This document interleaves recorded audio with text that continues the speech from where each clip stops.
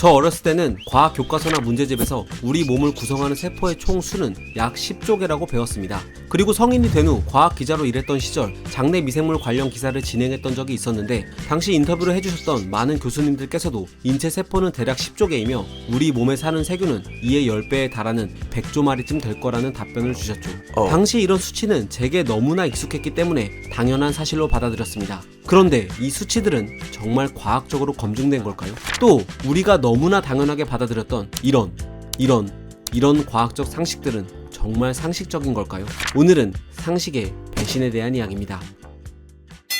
지난 2016년 바이츠만 과학연구소의 론 샌더 박사는 그간 많은 논문에서 인용되었던 10조 개란 인체의 세포 수, 그리고 이의 10배에 달하는 100조 개란 체내 박테리아 수치가 도대체 어디서 기원한 건지 궁금해졌죠. 그는 조사 끝에 많은 논문들에서 제시된 이 수치가 1977년 세비지라는 미생물학자의 논문을 참조했다는 사실을 알아냅니다. 그런데 재미있는 건 세비지의 논문을 보면 이 수치는 그가 직접 연구해서 알아낸 게 아니라 또 다른 문헌들을 인용했다는 사실이었죠. 인체 세포수 10조 개는 1971년 테오도르 도브잔스키가 집필한 진화 과정의 유전학에서 인용했으며, 인체 내 미생물이 100조 개란 주장은 1972년 럭키 박사가 발표한 논문을 참조했던 겁니다. 그런데 1971년 도브잔스키의 책을 보면 그는 별다른 근거 없이 인체의 세포 수를 그냥 10조 개로 정의하고 있습니다. 그리고 1972년 럭키 박사의 논문을 보면 그는 분변 1g에 포함된 장내 미생물을 분석해 약 1000억 개라는 수치를 얻었고, 장 속에서 소화 중인 음식물이 약 1000ml 정도 있을 거라고 대충 가정한 뒤에 분변 1g일 때 1000억 개였으니까 여기에 1000을 곱해 체내 장내 미생물의 총 숫자는 100조 개라는 결과가 나왔던 거죠.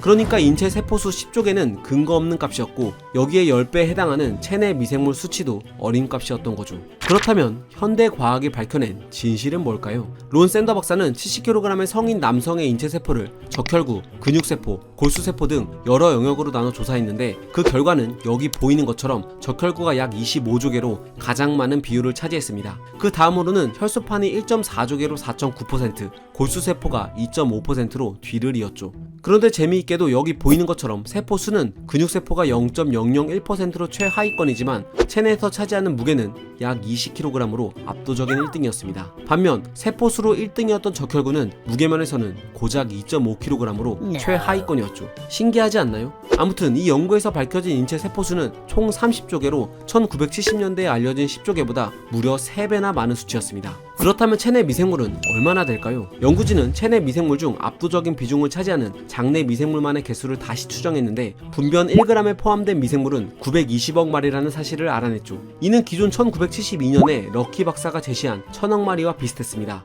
다만 론 샌더 박사는 장내에 소화 중인 음식물의 양을 보다 정밀하게 계산해 평균 409ml에 불과하다는 사실을 밝혀냈죠. 그러니까 분변 1g당 920억 마리에 이 수치를 곱하면 장내 미생물은 약 39조 개라는 결론이 나옵니다. 결국 인체 세포는 30조 개, 장내 미생물은 39조 개이므로 그 비율은 1대10이 아닌 거의 1대1에 가까운 셈이죠. 이는 근거 없이 인용으로만 전해진 과학 상식이 얼마나 허황될 수 있는지를 보여주는 연구입니다. 그리고 세포 수가 나왔으니 말인데, 인간의 뇌세포 숫자가 어마무시하다는 얘기 많이 들어보셨을 겁니다. 여타 뉴스에서도, 그리고 이런 유명 학회지에서도 뇌의 신경세포가 1000억 개라고 언급하는 경우가 많죠. 그런데 이는 사실일까요? 이에 대해 신경과학자인 하우젤 박사는 이렇게 말했습니다.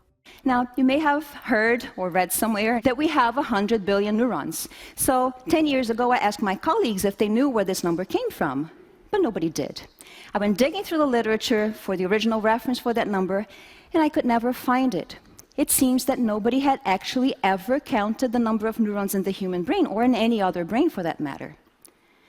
그래서 그녀는 직접 뇌의 신경세포를 세어보기로 결심했죠. 세포에는 핵이 하나만 있기 때문에 핵의 개수가 곧 세포수가 됩니다. 그녀는 뇌의 일부 조직을 채취해 세포막을 녹여 핵만 남겼습니다. 그리고 핵 속 DNA와 결합하는 형광물질을 넣으면 짜잔! 이렇게 개수를 쉽게 셀 수 있게 되죠. 그런데 이 핵들 중에는 신경세포뿐만 아니라 상피세포 등 다른 세포들의 핵도 섞여 있을 텐데, 도대체 어떻게 신경세포의 핵만 구분할 수 있었을까요? 다행히 신경세포의 핵에는 여기에서만 발현되는 NEUN이란 단백질이 있습니다. 그래서 이 단백질과 결합하는 형광물질을 넣으면 짜잔! 이렇게 신경세포의 핵만 관찰할 수 있죠. 그래서 이것과 처음 사진에 겹치는 지점을 세면 뇌 신경세포의 개수를 추정할 수 있습니다. 이 방식으로 그녀가 알아낸 뇌 신경세포의 수는 약 860억 개, 통념적으로 알려진 수치보다 14%나 적죠.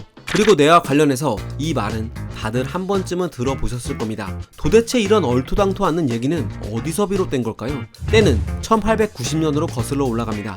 하버드 대학교의 심리학자인 윌리엄 제임스와 보리스 시리스는 두뇌가 뛰어난 영재인 제임스 시리스를 연구하면서 인간은 지적 잠재력의 극히 일부만 경험한다고 주장한 게 시발점이 됐죠. 이런 주장은 1920년대 서구 사회에 자기개발 문화가 확산되던 시기와 맞물려 과대 포장돼 재생산됐는데 1929년 세계 영감이란 출판물에서는 자기 개발과 관련해 인간의 두뇌엔 한계가 없습니다. 과학자와 심리학자들은 우리가 두뇌 능력의 10% 정도만 사용한다고 말합니다. 라는 광고 문구가 등장하기도 했습니다.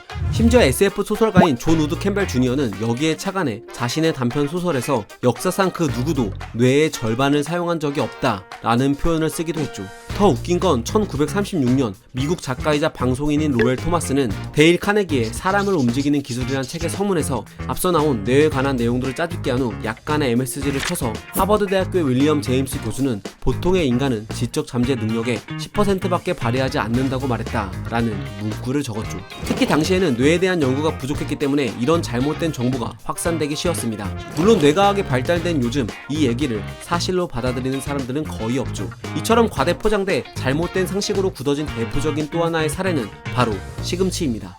1970년 독일의 농업화학자였던 에밀 폰 울프는 작물의 영양소 관련 논문에서 시금치 속 산화철 성분, 즉 철분 함유량을 적을 때 소수점 한 자리를 잘못 찍는 실수를 합니다. 이로 인해 시금치의 철분 양은 10배나 부풀려졌고, 이런 잘못된 상식은 1930년대 뽀빠이란 만화의 유행과 함께 급속도로 대중들에게 퍼지게 됩니다. 시금치를 먹고 힘이 세지는 캐릭터인 뽀빠이 덕분에 시금치는 철분의 대표 명사가 됐죠. 그런데 황당한 건 정작 뽀빠이를 만든 만화가 크리슬러 세가는 뽀빠이가 시금치를 먹고 힘이 나는 건 철분 덕분이 아니라 비타민 덕분이라고 밝힌 바 있습니다. 이런 사실은 1981년 영국의 혈액학자였던 존 햄블린 박사가 영국 의학 저널에 발표하면서 대중들에게 알려졌고, 결국 시금치는 철분왕의 지위를 박탈당하고 말았죠. 실제로 지금 보이는 것처럼 시금치의 철분 함유량은 다른 식품들보다 높지 않습니다. 게다가 아이러니하게도 시금치에 든 옥살산은 철분의 체내 흡수를 방해하는 물질이기도 하죠. 같은 맥락에서 비타민C가 감기 예방에 탁월하다는 잘못된 상식은 노벨 화학상 수상자인 라이너스 폴링의 이상한 믿음에서부터 비롯됐습니다. 그는 1970년부터 비타민C가 감기에 효과적이고 심지어 심장병이나 암, 노화 방지에도 좋다며 비타민C를 신봉했죠. 하지만 10곳이 넘는 의료기관의 임상시험 결과 비타민C가 감기 예방에 좋다는 사실은 입증되지 않았습니다. 물론 일부 실험에서 감기 증상을 가볍게 해주는 사례가 관찰되긴 했지만, 이마저도 미국 국립보건원의 임상시험에 의해 비타민C나 비타민C로 속인 가짜 약이나 그 효과가 별반 차이 없는 것으로 밝혀졌죠. 즉, 비타민C가 감기에 좋다는 건 일종의 위약 효과였던 셈입니다. 이처럼 과학으로 포장된 잘못된 상식들은 도처에 널렸습니다. 앞서 봤듯 근거 없이 작성된 논문이 인용의 인용을 거쳐 진실로 자리잡은 사례를 비롯해 당시엔 너무나 당연한 상식이 먼 훗날에는 몰상식했던 것으로 드러날 수도 있죠. 이렇듯 과학은 진리가 아닙니다. 끊임없이 의심하며 계속 수정 보완되는 합리적 사고방식에 가깝죠. 그리고 바로 여기에 우리가 과학을 배워야 하는 이유가 있지 않을까요?